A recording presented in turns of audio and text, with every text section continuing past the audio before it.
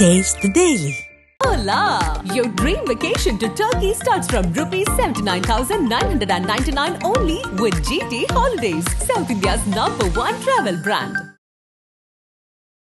மூணாவது முறை வர்றதெல்லாம் எவ்வளவு பெரிய சாதனை தெரியுமா? உலகமே இன்னைக்கு நாங்க தான். உங்களை மாதிரி போய் பேனு போஸ்ட் குத்துன்னு போட்டோ எடுக்கல.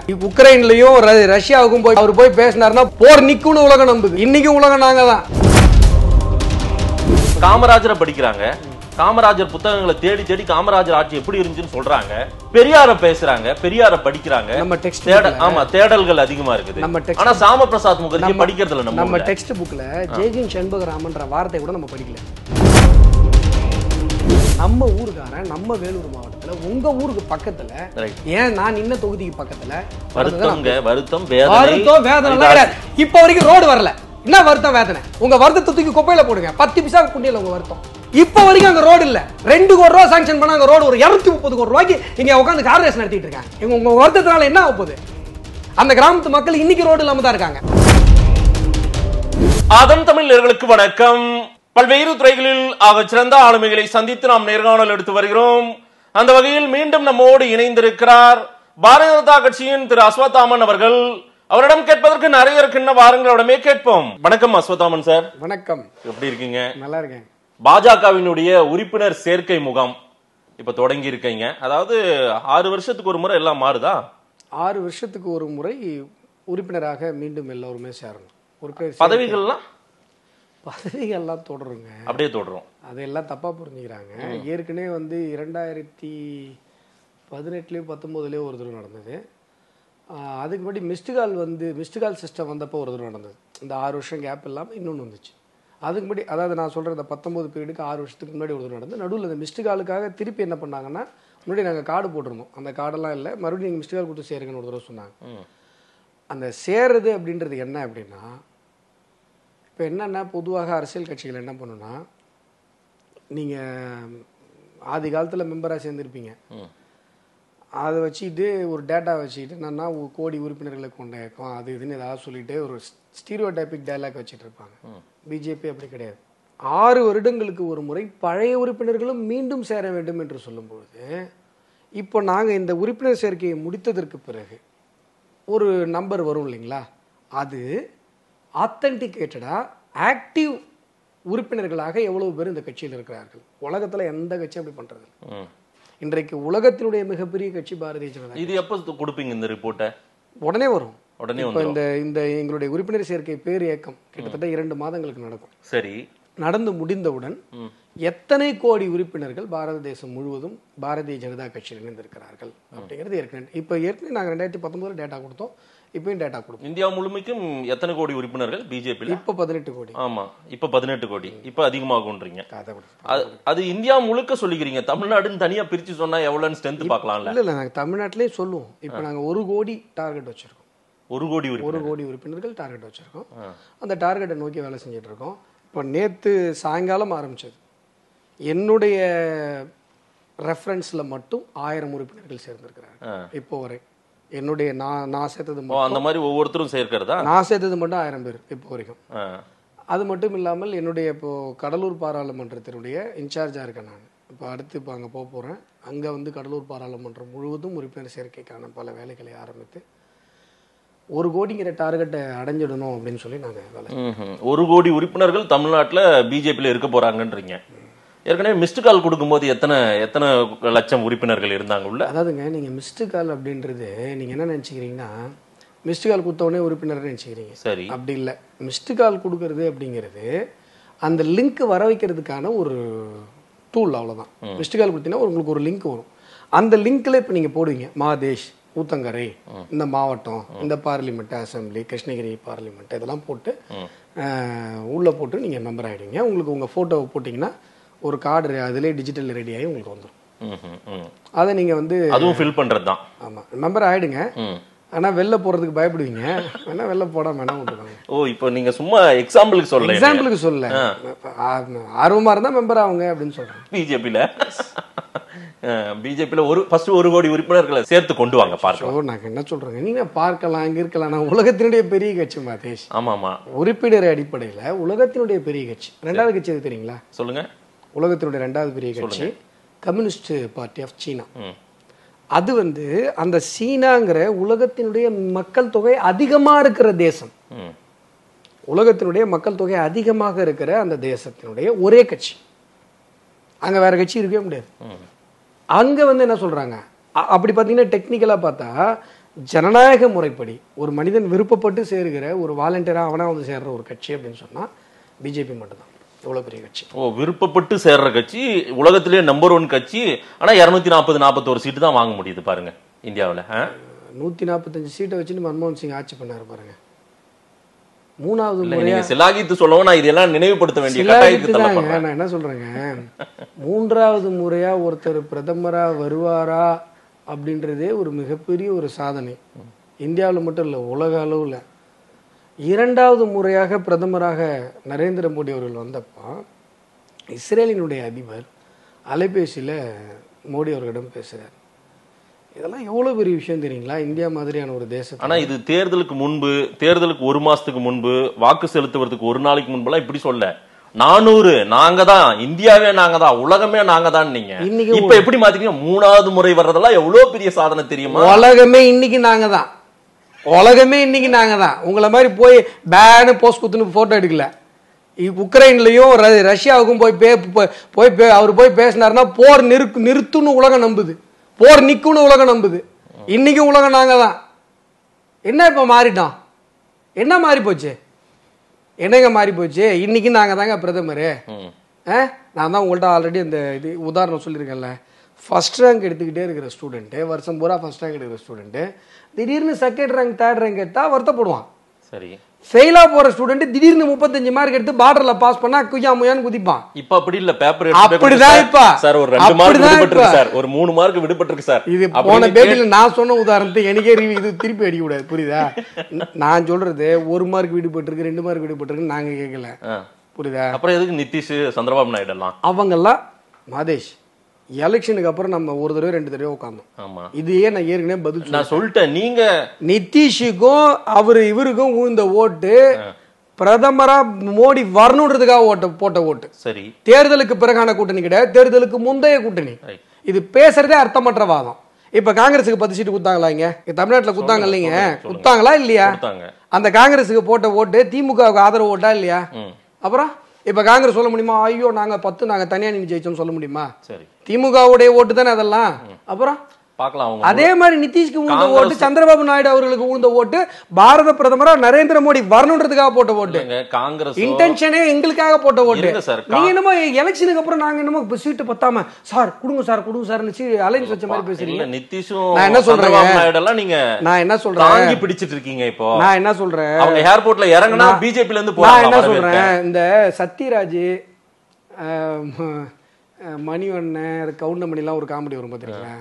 மணிவண்ணன் வந்து இப்படி வெளில வருவார், கபி கபி மேரா தில்லுமே அப்படின்னு. அப்போ கவுண்டமணி கேட்பாரு, டேய் ரொம்ப நாள் கழிச்சு உன் வாழ்க்கையில் ஒரு சந்தோஷம் வந்துருக்குது, ஓவரா ஆடாத அப்படின்னு. இப்போ அந்த கபி கபி மனநிலையில் தான் ராகுல் இருக்கார். ராகுல் ஆதரவாளர்களும் உங்களை மாதிரி சில பேர் கபி கபின்னு பாட்டு பாடிட்டு இருக்கீங்க. சரி, கொஞ்ச நேரம் சின்ன பசங்க சந்தோஷமா வந்துட்டு போட்டோமே, நாங்கள் அமைதியாக இருக்கோம். அதுதான் விஷயம். கம்ஃபர்டபுளா இருக்கீங்க? ஐயோ நாங்கள் ரொம்ப கம்ஃபர்டபுளா இருக்கோம். ஏன்னா இந்த தேசத்துல 3வது முறையாக ஒருத்தர் பாரத பிரதமரா இவ்வளவு பெரிய ஒரு ஆதரவுல ஜெயிச்சு வர்றதுன்றது சாதாரணமான விஷயம் இல்ல மாதேஷ். அதை மோடி சாதித்திருக்கிறார் 4வது முறையாக. ஆனா ஒரு சோர்வு தெரியுது. கடந்த முறை 2வது முறை வந்த போது அவர் பேச்சில் இருந்த வீச்சு ரீச்சு அதெல்லாம் இப்ப பெருசா இல்லைங்களே. இப்ப ரொம்ப ஒரு சோர்ந்த ஒரு முகத்தோட இருக்காரு. பார்லிமெண்ட்லயே ராகுல் பேசும்போது முன்னாடி எல்லாம் காய்ச்ச முச்சுன்னு கத்துவாங்க எம்பிக்கள், பிஜேபி எம்பிக்கள், மினிஸ்டர்ஸ் எல்லாரும் எந்திரிச்சு நிப்பாங்க. அப்படிலாம் இன்னைக்கு ராகுல் பேசுறாரு. நம்ம வந்து ராகுல் வந்து பார்லிமெண்ட்டினுடைய வரலாறு தெரியாமல் பேசுகிறார், பார்லிமெண்ட் அன்பார்லிமெண்ட்ரியா சிலதெல்லாம் பேசிட்டு இருக்காருன்னு அப்படிதான் நம்ம சொல்ல வேண்டிய இடத்துக்கு தள்ளப்பட்டிருக்கோம். அப்ப அவர் முழுமையா பேசுறாரு, நம்ம பதில் கொடுக்க முடியாத இடத்துல மோடியே அப்படியே வியந்து பாக்குறாரு, என்னப்பா ராகுல் இப்படி பேசுறாரு. சரி, வந்துட்டாங்க, நமக்கு சமமா இருக்காங்க, என்ன பண்றது? சமமா இருக்காங்களா? ஏறக்குறைய சமம் தானுங்க. இந்தியா கூட்டணி 99 எங்க என்னங்க நம்பர் 1 தெரியுமா? தெரியுங்க. எப்படி சமமா தெரியுங்க? இந்தியா கூட்டணி அந்த 2 பேர் இந்த பக்கம் வந்தாங்கன்னா இப்படியே இவங்க ஆட்சி அமைச்சிருவாங்க. நான் என்ன சொல்றேன், இப்படியே கற்பனை பண்ணிட்டே இருக்க வேண்டியதான் மகேஷ். 145 சீட்டை வச்சு மன்மோகன் வச்சுங்க 5 வருஷம் ஓட்டினாரு. அது அன்னைக்கு, என்னைக்கு? அது அன்று. என்னாச்சு இன்று? அன்னைக்கு இன்னைக்கு என்ன மாறுபாடு? சரி, அது இருக்கட்டும், விடுங்க, காமெடி சாப்பாடு. சரி, ராகுல் வந்து பார்த்தீங்கன்னா என்றைக்குமே பார்லிமெண்ட்டில் பேசிட்டு தான் இருந்தார். என்றைக்குமே அறிவுக்கு ஒவ்வாத விதத்தில் தான் பேசிகிட்டு இருந்தார். இப்போ எப்படி அறிவுக்கு ஒவ்வாமல் பேசுகிறாரோ அதே மாதிரி அறிவுக்கு ஒவ்வாமல் தான் பேசிகிட்டு இருந்தார். எப்பயுமே பிஜேபியில் இப்போ எப்படி பேச விட்டுட்டு அதுக்கப்புறம் எதிர்கொள்கிறாங்களோ அப்படி தான் எதிர்கொண்டுட்டு இருந்தாங்க. ஆனால் நீங்கள் திடீர்னு இப்போ ஒரு எமோஷன் கொடுத்தீங்க பார்த்தீங்களா, ஏங்க ராகுல் பேசுறாருங்க, மோடி வேந்து பாக்குறாருங்க அப்படிலாம் சொல்றீங்கல்ல. மோடி வேந்து இதுக்கெல்லாம் காரணம் என்ன தெரியுமா? இப்பதான் மாதேஷ் முதலா ராகுல் பேசுறதை டிவில பாக்குறாரு. காரணம் என்ன திருப்பிடுறீங்க? காரணம் என்னன்னா இவ்வளவு நாள் அவரு எதிர்கட்சி தலைவரே கிடையாது, இப்பதான் எதிர்கட்சி தலைவரா இருக்கு. வலிமையான எதிர்கட்சி தலைவரே இப்பதான் ஆயிருக்கிறாரு. அதனால நீங்க என்ன பண்றீங்க, எதிர்கட்சி தலைவர் ஆயிட்டாரா, சரி என்ன பேசுறாருன்னு பாப்போம்னு உட்காந்து பாக்குறீங்க. இந்த சீன் ஒவ்வொரு நாளும் நடந்துட்டு தான் இருந்தது. ராகுல் இந்த மாதிரி அறிவுக்கு போகாம ஏதாவது பேசுவாரு, பார்லிமெண்ட்ல எப்படி பேசணும்னு தெரியாம தத்தக்கான்னு பேசுவாரு. ரொம்ப தெளிவா பேசுறாரு. ஐயோ, நம்ம தமிழ்நாட்டு வரலாறே சூப்பரா பேசினாரு. இத நீங்க தெளிவுன்னு சொன்னீங்கன்னா உங்களுக்கு தெளிவு இருக்கா இல்லையான்னு மக்கள் யோசிப்பாங்க. புரியுதுங்களா? தமிழ்நாட்டு வரலாற இந்த தமிழ் சமூகத்திற்கு வரலாற்று துரோகம் இழைத்த காங்கிரஸ் பேசுதுன்னு சொல்லி சிலாயிக்கிறது எனக்கு முன்னாடி ஒரு தமிழனா இருந்து நீங்க பண்றீங்களேன்னு நினைக்கும் போது ரொம்ப வேதனையா இருக்கு. அரசியலுக்கு அப்பாற்பட்டு மோடியும் தான் பேசுறாருங்க. மோடியும் தமிழ் அரசியலுக்கு அப்பாற்பட்டு ஒரு தமிழன், நீ ஒரு தமிழன்னு சொன்னா உன் உடம்புல தமிழ் ரத்தம் ஓடுதுன்னு சொன்னா காங்கிரஸ் நீ வெறுக்கணும். ஏன்னா 1.5 லட்சம் தமிழர்களை ஒற்றை உயிருக்காக கொன்று குவித்த கட்சி காங்கிரஸ். சரி, அவங்க செஞ்சது வரலாற்று துரோகம்.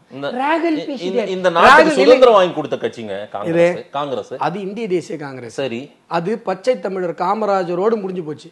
இன்னைக்கு இருக்குது இந்திரா காங்கிரஸ். சரி, அதான் வரலாறு தெரியாம 1969 பச்சை தமிழர் காமராஜ் யார கட்சி விட்டு தூக்குறாரு, இந்திராவை கட்சி விட்டு தூக்குறாரு. அப்பயே அந்த அம்மா அந்த கட்சி விட்டு, அதனுடைய நீட்சி தான் இந்த காங்கிரஸ் கிடையாது. பொய், வரலாறு தெரியாம பேசுறாங்க. நேரு காங்கிரஸ் இது கிடையாது. நேரு காங்கிரஸ் கிடையாது. நேரு இறந்துட்டாருங்க. இறந்ததுக்கு அப்புறமும் காமராஜ் தாங்க அங்க வந்து லீடர். இது வரலாறு எனக்கு தெரியும், இது நீங்க சொல்றது புரியுது. காமராஜ் தான் இந்திராவை கொண்டு வராரு. இல்லைன்னா மொராஜ் தேசாய் வந்திருப்பாரு. சீனியர் லீடர்லாம் இருக்கும்போது நேருவோட பொண்ணாச்சுன்னு சொல்லி யார் உருவாக்குறா? காமராஜ் தான் உருவாக்குறாரு. ஆனா அதே காமராஜ் இந்த அம்மாவுடைய அட்டகாசங்கள் தாங்க முடியாம கட்சி விட்டு 1969 நீக்கிறார். காமராஜர் அவர்களால, இந்திய தேசிய காங்கிரசினுடைய தலைவராக இருந்த காமராஜர் அவர்களால கட்சியை விட்டு நீக்கப்பட்டவர் தான் இந்திரா காந்தி. அதற்கு பிறகு அந்த அம்மா போய் ஒரு கட்சி ஆரம்பிக்கிறாங்க.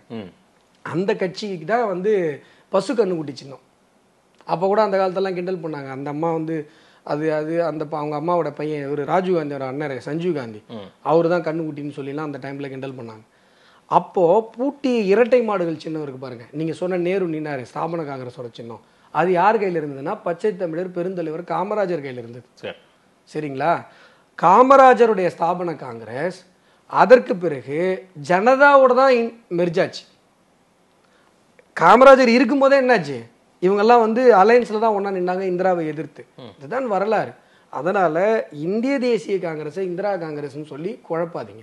இன்னைக்கு இருக்கிறது இந்திரா காங்கிரஸ். காமராஜர் ஆட்சியை கொண்டு வருவோம் தான் இங்க இருக்கிற காங்கிரஸ்காரங்க சொல்றாங்க. அவங்க ரெண்டு பேருக்கு சம்பந்தமே இல்ல. இந்திரா காங்கிரஸுக்கும் பெருந்தலைவர் காமராஜருக்கும் சம்பந்தமே இல்லை. பெருந்தலைவர் காமராஜரை சொந்தம் கொண்டாடுவதற்கு தமிழகத்தில் ஒரு கட்சிக்கு உரிமை இருக்கிறதுனா பாரதிய ஜனதா கட்சிக்கு தான் இருக்கு. காமராஜருக்கு என்ன சம்பந்தம்? அதுதான் சொன்னேன். பிஜேபிக்கும் காமராஜர் அதான் இவ்வளவு நேரம் சொன்னேன். ஸ்தாபன காங்கிரஸ் எந்த கட்சியில மெர்ஜாச்சு? வரலாறு போய் படிங்க.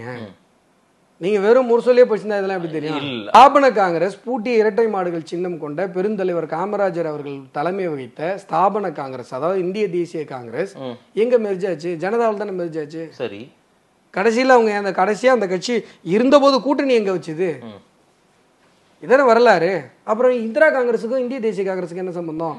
எலெக்ஷன் கமிஷனை கையில போட்டுக்கிட்டு இன்னைக்கு அவங்க என்ன பண்ணிட்டாங்க, இது ரெண்டும் ஒண்ணுங்கிற மாதிரி ஒரு இமேஜ் கிரியேட் பண்ணிட்டாங்க. உங்களுக்கு இந்திய தேசிய காங்கிரஸுக்கும் இந்திரா காங்கிரஸுக்கும் சம்பந்தம் இல்லை.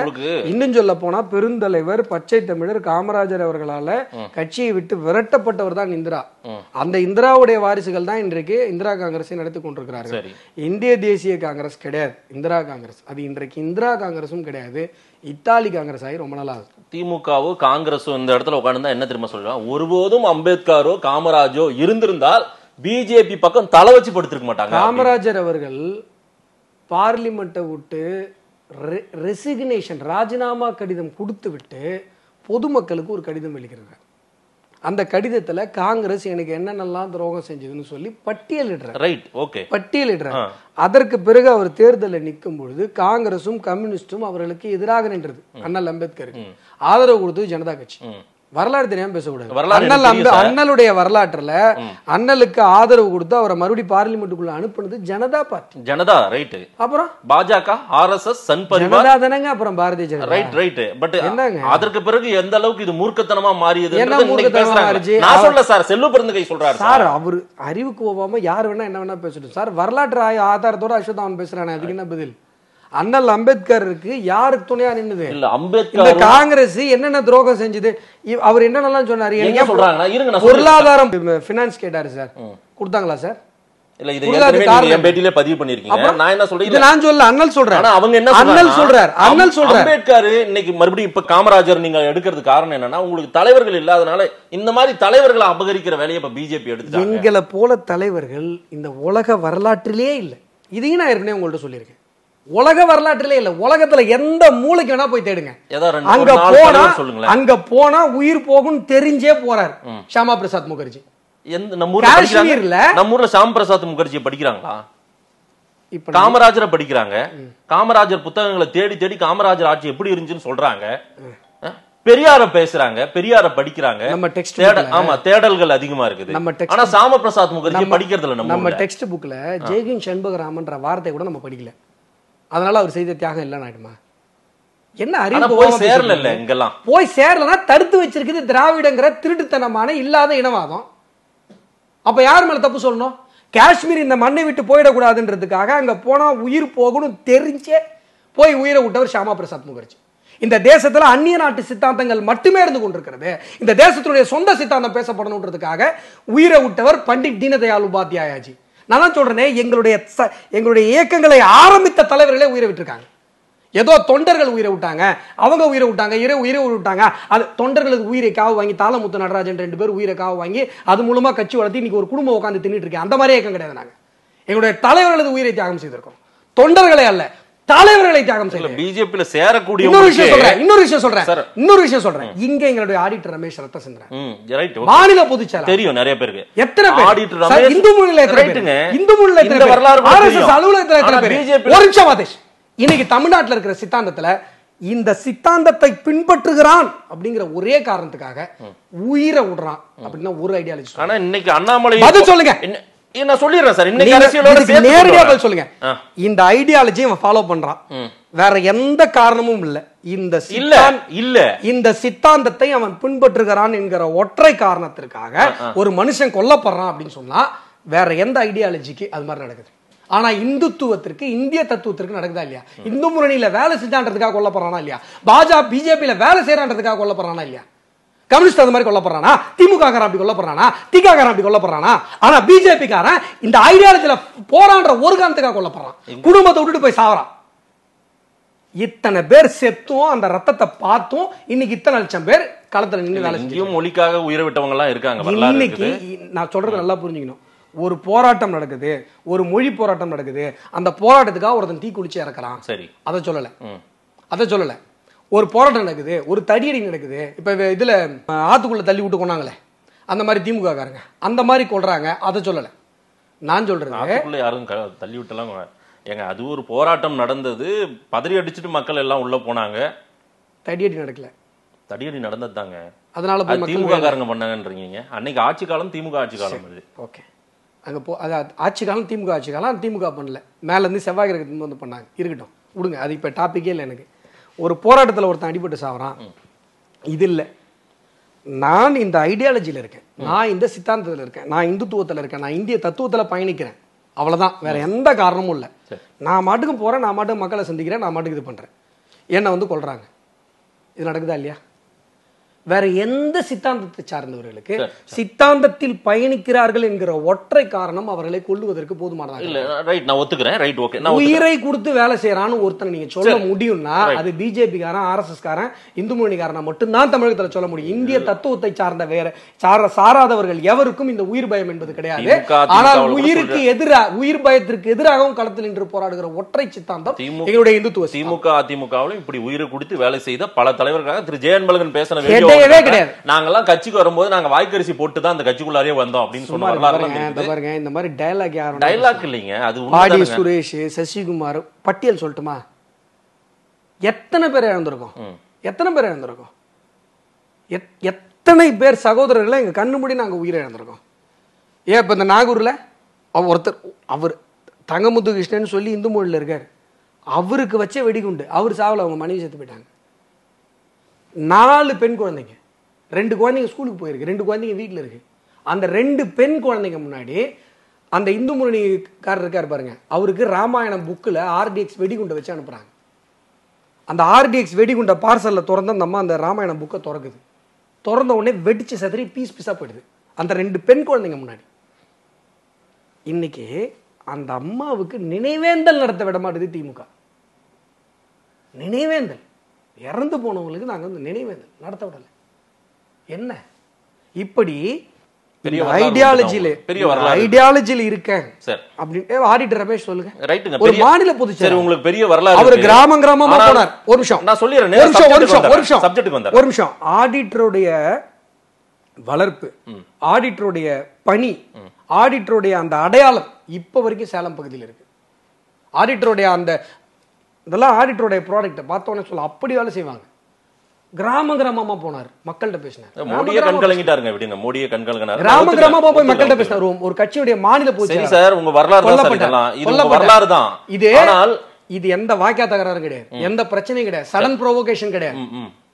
Only because of this idea. ரைட்டுங்க, இது உங்க வரலாறு தான். ஆனால் இன்னைக்கு வந்து சாம பிரசாத் முகர்ஜியோ தலைவர்கள்னாலே நாங்க தான் எங்க கிட்ட இருக்கிற மாதிரி தலைவர்கள் வேற எந்த கட்சி உலகத்துல எங்க